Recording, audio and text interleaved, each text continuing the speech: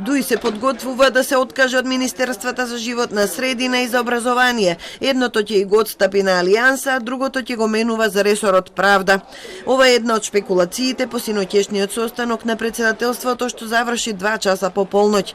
Лидерот Али Ахмети потврди дека тој и Ковачевски водат разговори, но рано е да се каже дека Алијанса влегува во владата.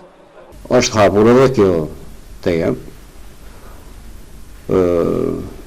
на Алијансën. Беше отворена оваа тема. Средбите со нивни представници ги остварив јас, а Ковачевски со Таравари. Ке видиме каков епилог ке има.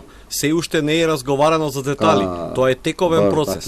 Ние како албанци имаме потреба од поголемо единство, да бидеме малку поорганизирани во насока на остварување на мисијата. И портпаролот Бујар Османи потврди дека се разговара за проширување на владата, бидејќи земјата се соочува со 4 вонредни предизвици.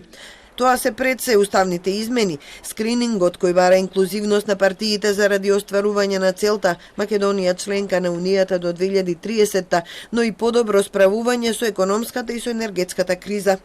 Се разговара за заедничката проценка дека постои еден политички моментум кој што наметнува поголема координација меѓу политичките партии кои што имаат за цел брза трака за членство во Европската Унија, односно дека постојат вонредни предизвици кои што бараат вонредни лекови.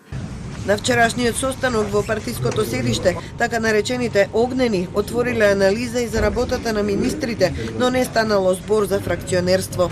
Да, се прифатија одредени забелешки кои што ги има иницијаторите на таа дебата. Тие се ставени во дел од ревидираната програма и членовите на владата презедоа обврска таквите забелешки да ги имплементираат. Така да одредени забелешки беа прифатени, меѓутоа тука се исцрпи дебатата и продолжува партијата понатаму.